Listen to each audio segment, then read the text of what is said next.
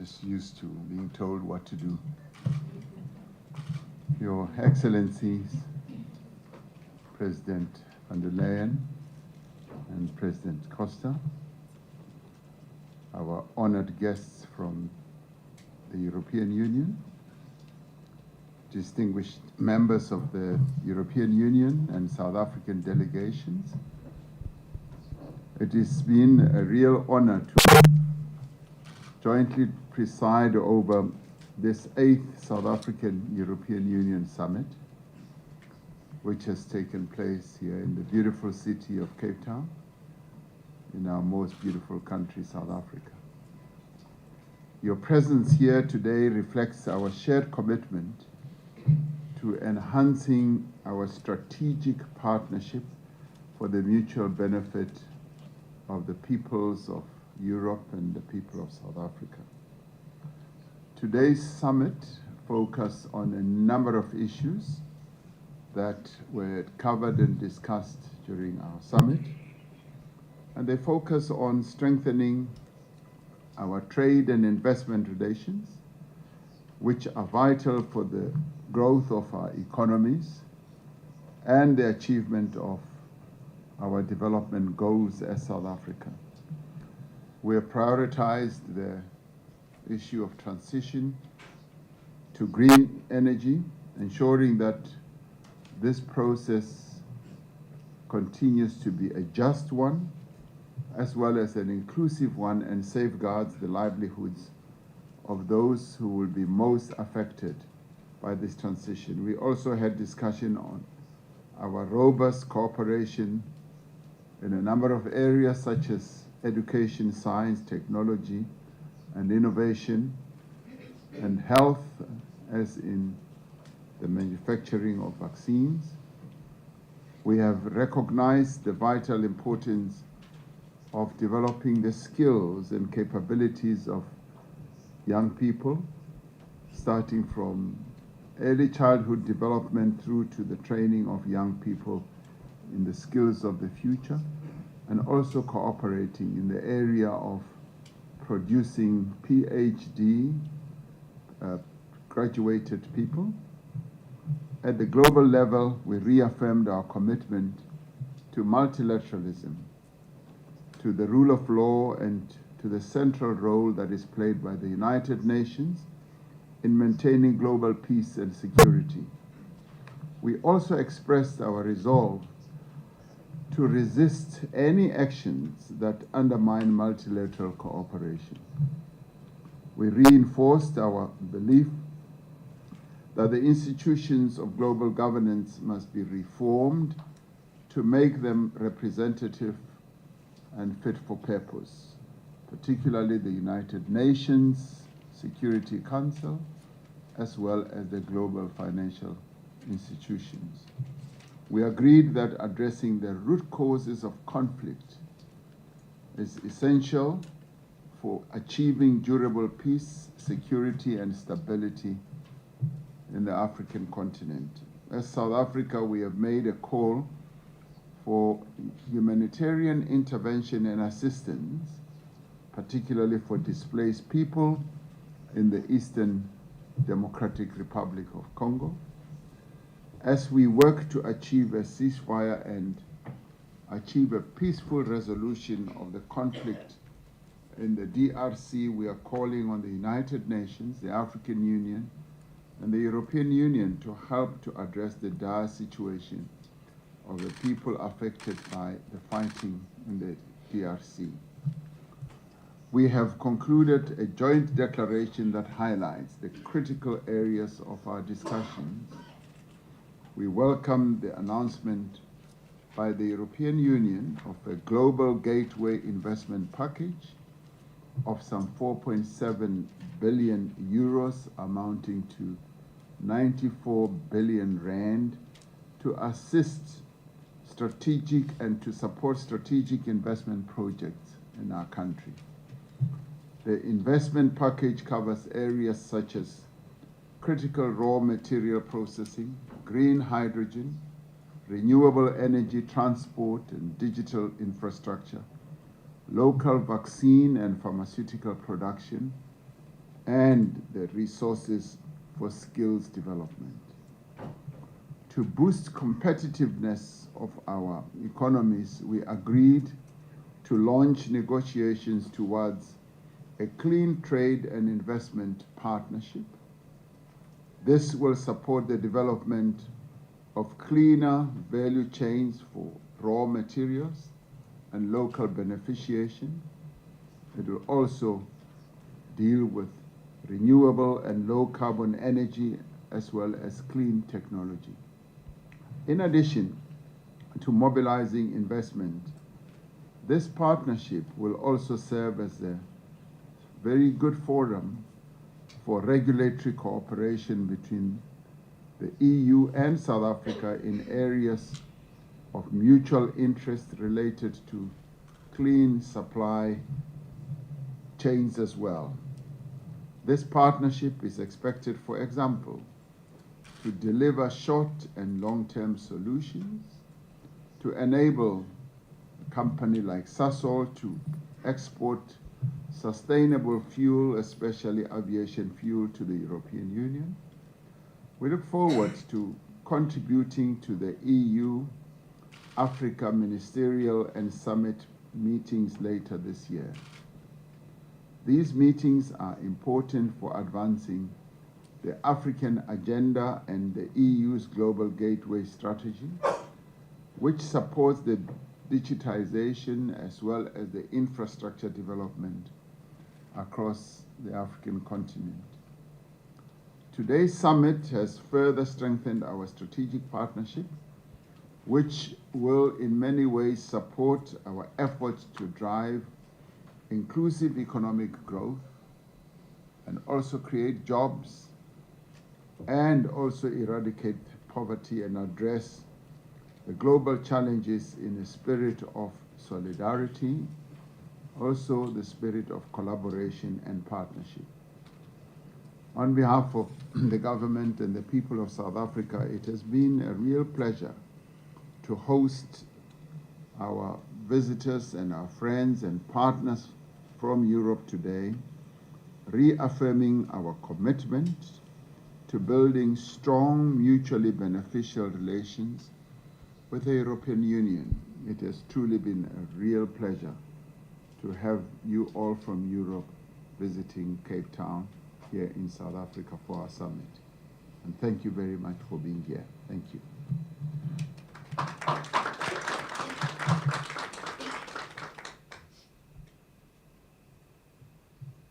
Good afternoon, ladies and gentlemen.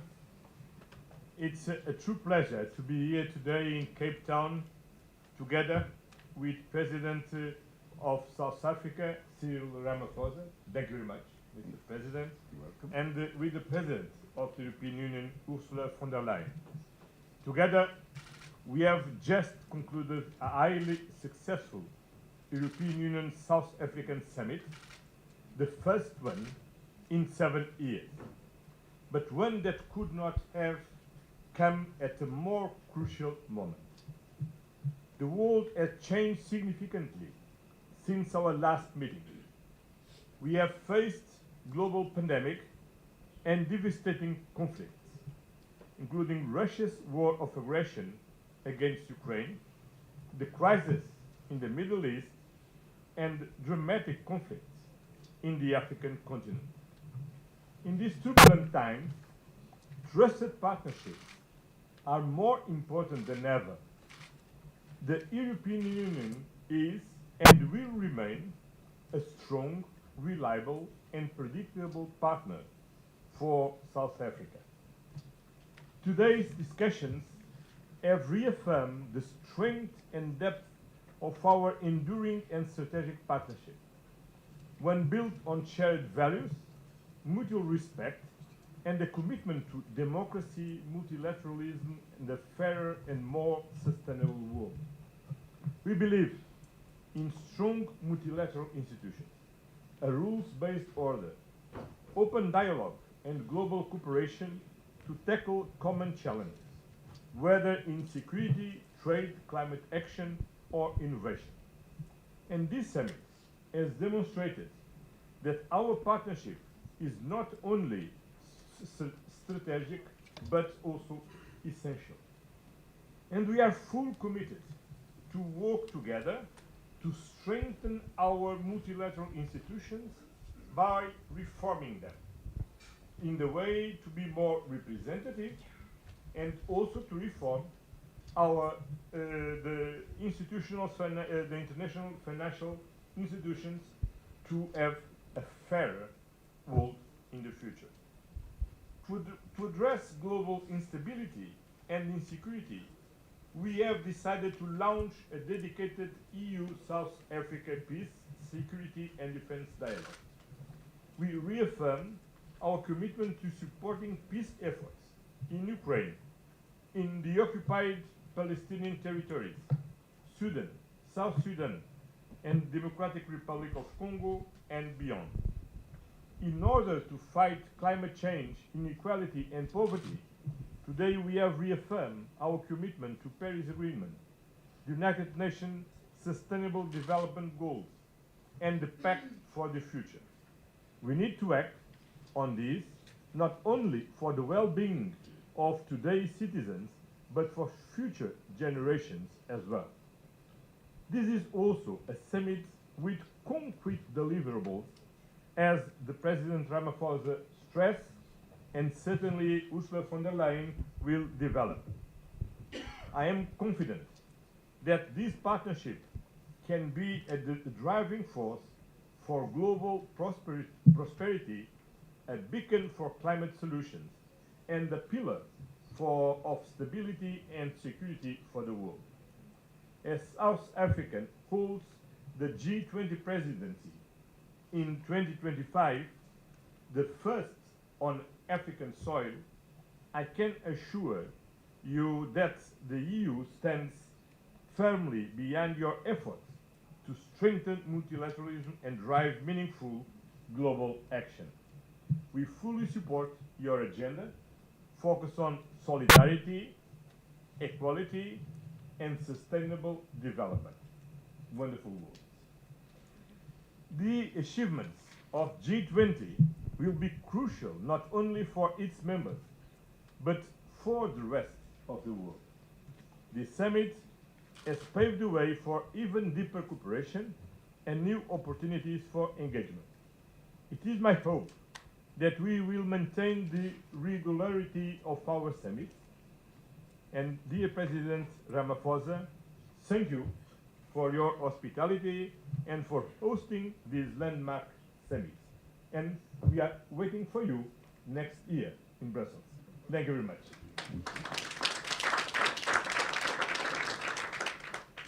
Good afternoon.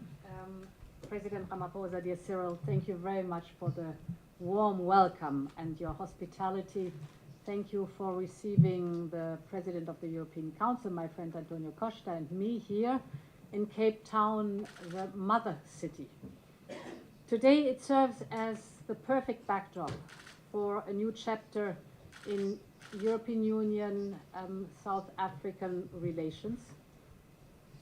My dear Cyril, just 2 weeks ago I stood at the Gandhi Memorial in New Delhi, and I reflected on the 21 years Gandhi spent here in South Africa, where he forged the principles that shaped his journey as a global leader. And we can take it as a sign that Europe's next crucial partnership must be with South Africa, a regional powerhouse, a strong voice for the global South. We both are vibrant democracies. We both have chosen unity in diversity. And we are both striving for a safe and prosperous future for our people. We stand for a rules-based international order, and we stand for the rule of law over the rule of force. So today, here we are with António at our first summit, António and my first summit together with a third country. What a perfect occasion. Thank you so very much, and I'm very glad that it is South Africa. Dear Cyril, we spoke together at G20 in Rio in November about green hydrogen and renewables. And today, to open this new chapter in our relations, Europe can contribute with, as you mentioned, the 4.7 billion euro investment package. We call it Global Gateway. As you said, it is around about 94 billion rand. And with this package, we want to work together on three key initiatives. First, together we invest massively in projects that support the Just Energy Transition Partnership. For example, an investment platform that will boost green hydrogen, batteries, renewables, all strategic industries for the future. We know that others are withdrawing, so here we want to be very clear with our message. We're doubling down with our support. We are here to stay. Second point, with this package, we are also investing in connectivity. We're investing in transport corridors, like the north-south Lubumbashi to Durban route, to upgrade railway and port infrastructure, so important for connectivity. And we are also investing together in digital networks.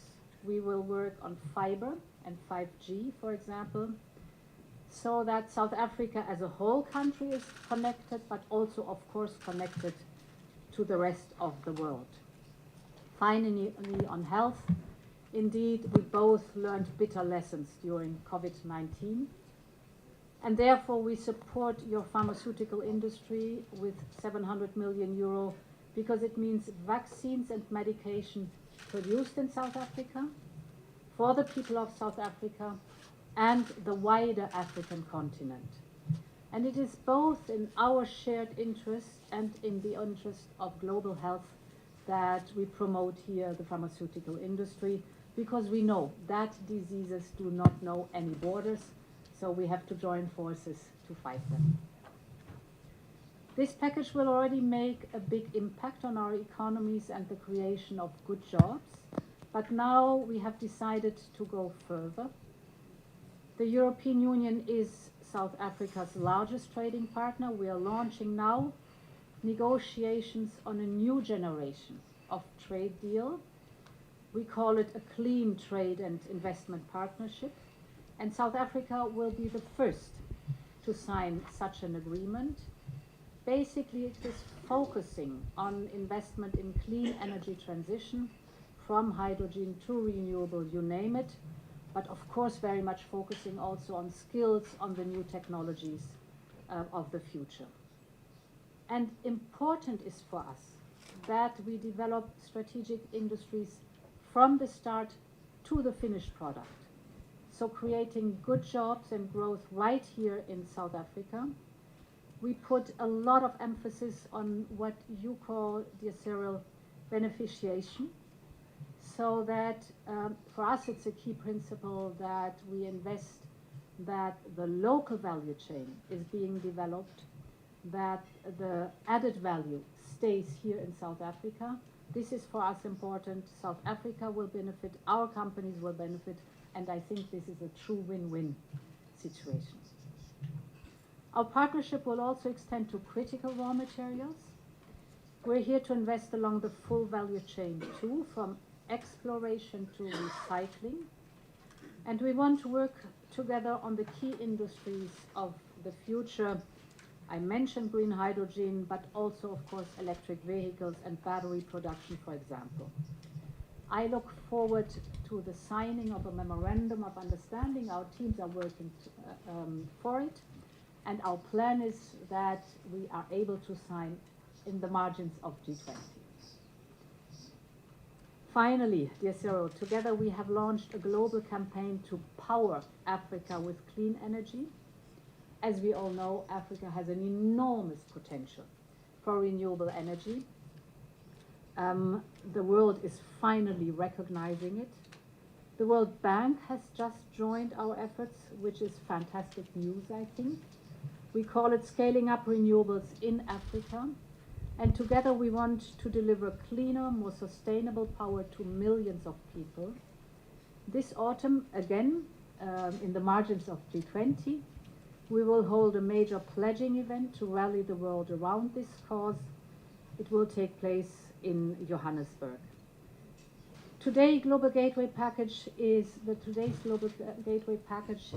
and its focus on clean energy is already a significant pledge, and we hope that it is a strong signal to others to join this pledge and to contribute.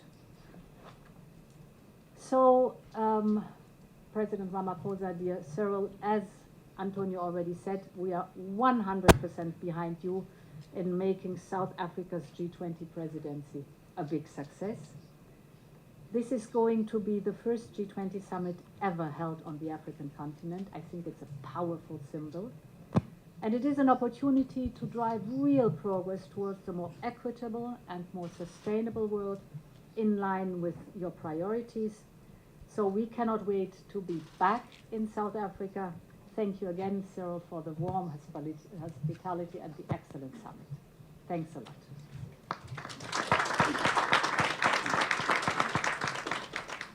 Thank you very much, Your Excellencies. We will now open the floor to questions. And the first question goes to Kaya. If you could please introduce yourself and the media house you represent. Thank you. Hi, good day. It's Kylie Shekumara here from SABC News. Mr. President, prior to this engagement, you were part of the 7th meeting around the situation in the eastern parts of the DRC. And we've seen the termination of some DRC's mandate. Just want to get your sense in terms of the way forward, especially after the successive meetings with East Africa and South region. And maybe just based on this engagement and the EU leadership, Mr. President, the issue of the current geopolitical tension, the trade war. I mean, it's been 7 years since you've had this government. Do you think perhaps the current situation, the geopolitical tension we see, do you think it really expedited things to really see South African EU leadership really having this government? Thank you so much. Well, this summit has been in the making for quite a long time. COVID prevented us from meeting earlier, and because we are so engaged in a number of other tasks, 2 presidents here with European issues and ourselves here with African issues and South African issues, we were not able to find the ideal moment. Now we have, and it's such a delight to welcome them here in Cape Town, what Ursula calls the mother city, and indeed it is the mother city in many ways. So this has been in the making for quite a while. What is happening in the rest of the globe or the world is what we are all observing. The world has changed quite drastically from what it was when we last met 7 years ago. But what we are very pleased with is that our partnership, our relationship is firm, is strong, and what is going on in the world is even going to strengthen our resolve to remain partners in order to tackle the many challenges that are arising in the world, and more particularly for us as South Africa to really appreciate the support that we are receiving from the EU as we are president of the G20, and the support that we will get in the rest of the meetings that we are going to hold from the EU, and also an appreciation not only of our priorities as set out, but also of the theme that we have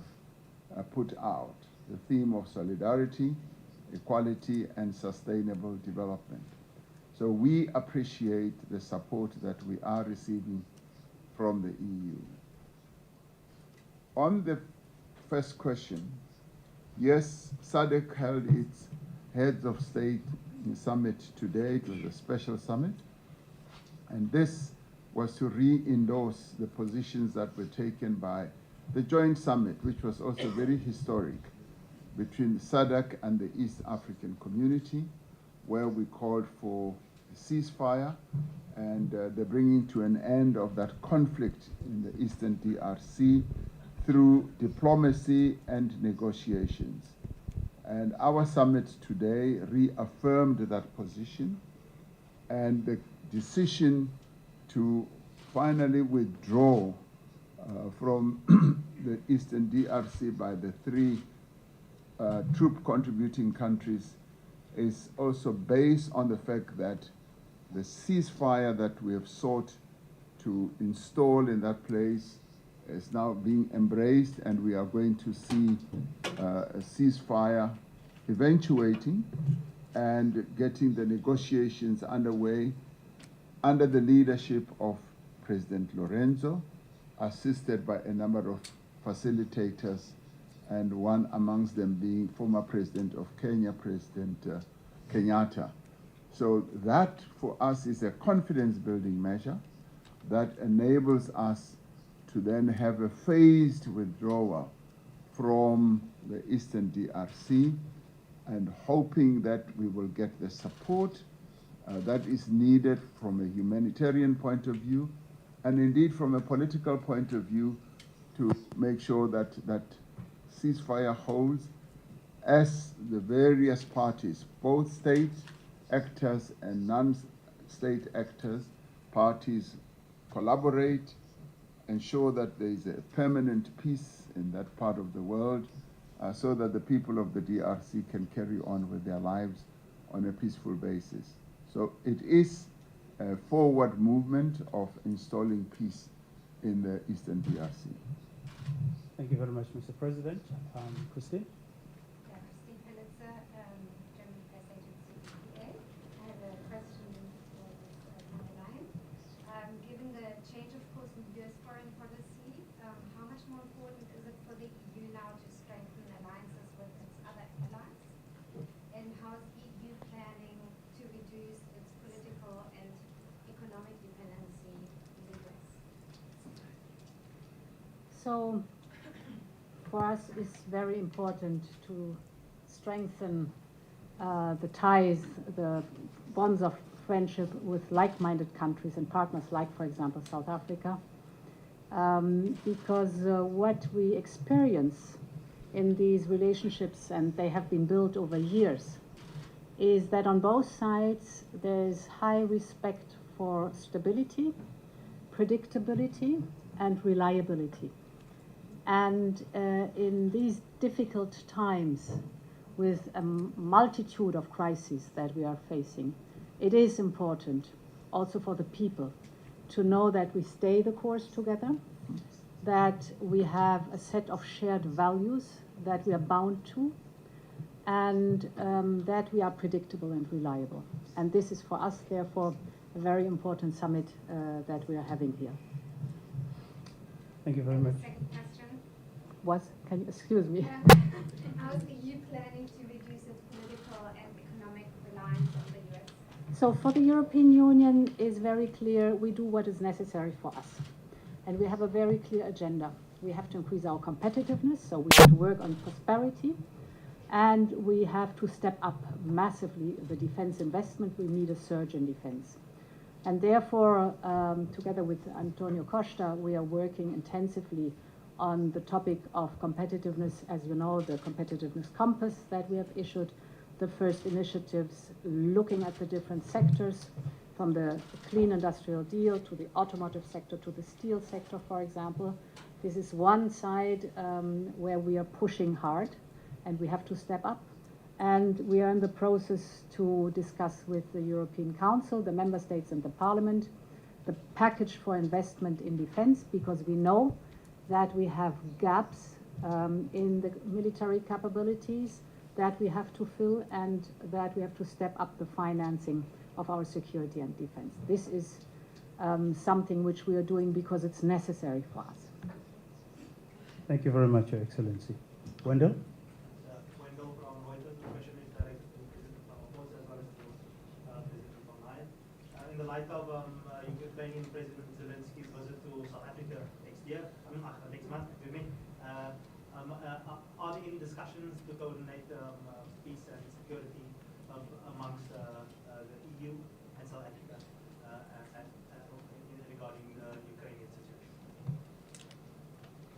So we had very good discussion indeed about where we can together contribute to the whole topic of pushing forward the peace process. And no one wants more peace than the people of Ukraine, and no one deserves more peace than the people of Ukraine. And therefore it was also a topic among us here at this summit. It is important that we work for just and lasting peace for Ukraine. I was very pleased to hear that President Zelensky is visiting here at the beginning of April. We exchanged view on a process that has to lead on both sides for an engagement that we have a true peace agreement, not only a ceasefire but also a true peace agreement. And therefore it was for us very important to exchange the views on how to get there. We've always held the view that that conflict in the Ukraine and between Ukraine and Russia can only really be resolved through a negotiated settlement. As I'd like to believe that all wars and conflicts are. And we've always said that we want to hasten a peace settlement between Russia and Ukraine. And we've been saying exactly that to both parties. Whereas in the past we've been branded as being one-sided. Our involvement in all this has proven and demonstrated that we are neutral, and we've been encouraging both Ukraine and Russia to find a peaceful solution. And we will continue to do so even when President Zelensky comes here. His coming here for us gives us an opportunity to encourage Ukraine and indeed encourage Russia in a number of other ways to find solutions for this conflict. We are very pleased that there seems now to be acceptance of the need for that conflict to be resolved as soon as possible. And as Ursula von der Leyen says, the people of Ukraine and indeed the people of Russia need more peace than anyone else in the world. And our task is to urge them, to encourage them, to nudge them in the way of finding a peaceful solution.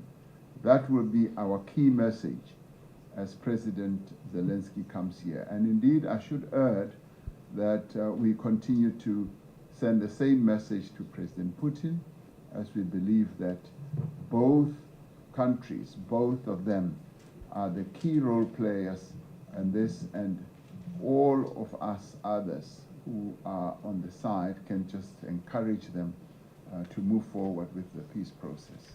Thank you. Thank you, Mr. President. Peter?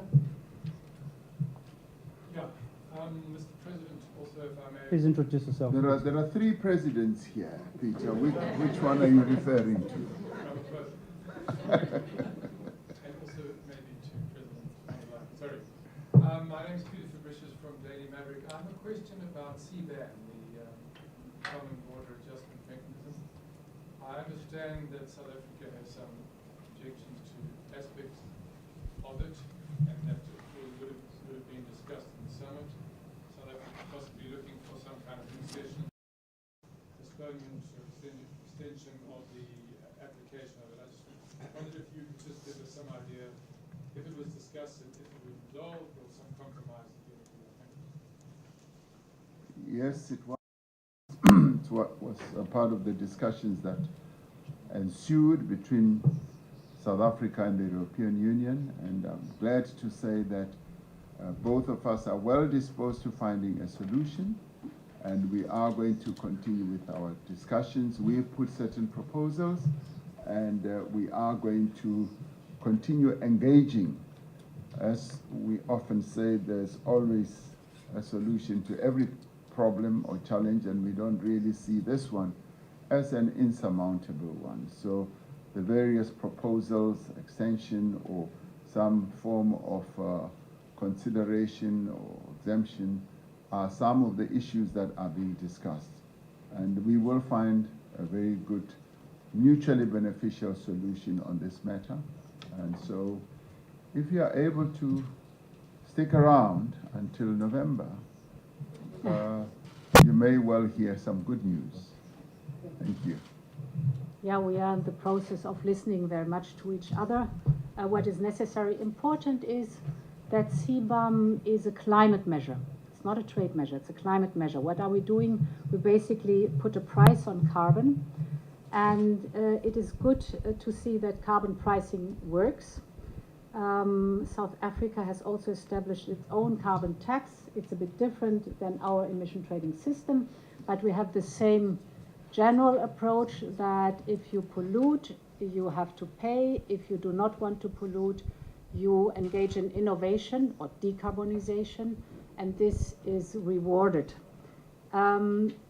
Very important is, as South Africa has a carbon tax paid by South African exporters, this will be deducted. This is very important. So no one has to pay twice. Very important message.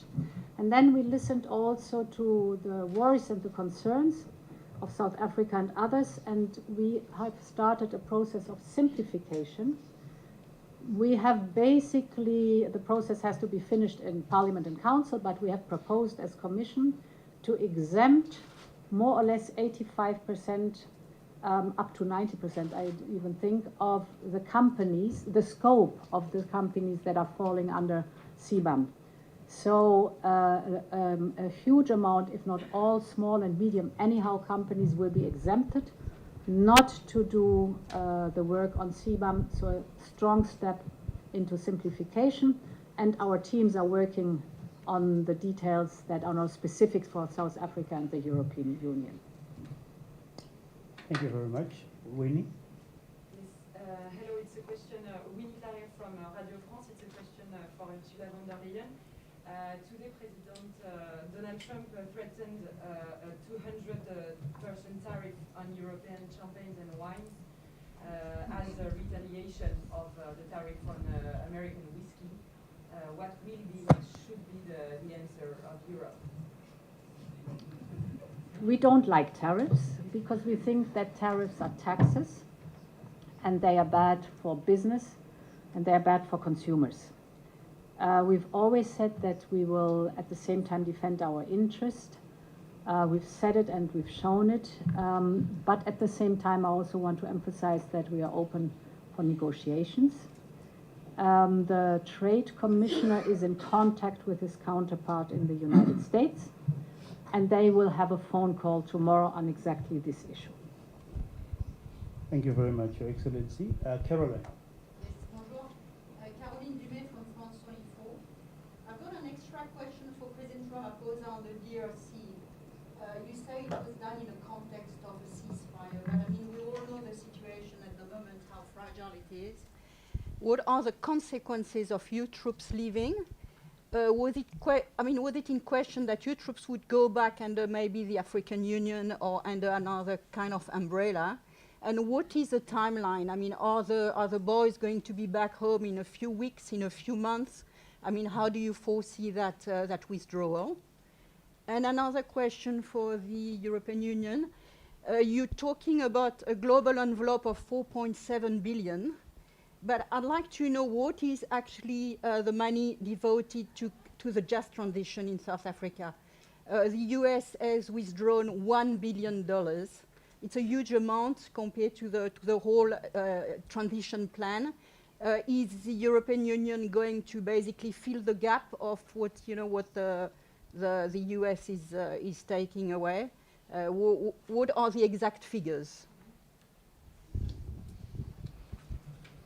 The exit or the withdrawal, better still, is going to be a phased withdrawal from the DRC, and it will take into account the existing conditions as they evolve on the ground. Yes, the situation is precarious, but the peace as it is now is holding, and we're hoping to consolidate that as the withdrawal process moves on. And it should be seen as a confidence-building measure to consolidate the ceasefire and the peace. One of the other issues that will consolidate that is the commencement of negotiations and talks between state actors as well as non-state actors. We see this as one of those initiatives or interventions that are going to make sure that there is peace in the Eastern DRC. In the end, the African Union obviously is seized with this matter, and it will continue to examine precisely how it should all evolve. But as for SADC and the East African community, we want a ceasefire and we want a peace as soon as possible. Thank you. Thank you very much. President Costa, anything to add?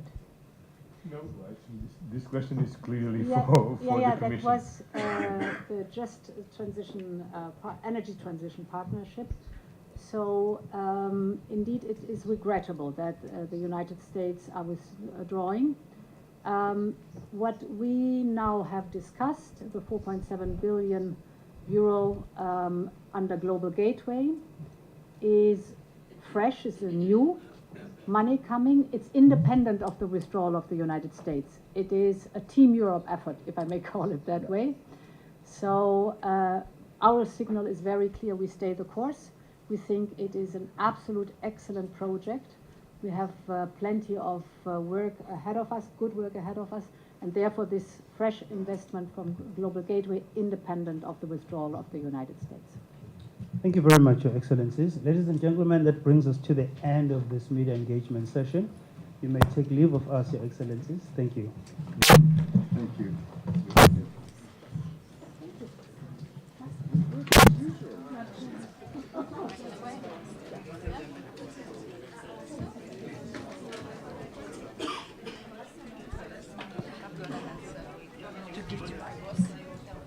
It's a job, eh? Are you satisfied? Yeah. Yeah, I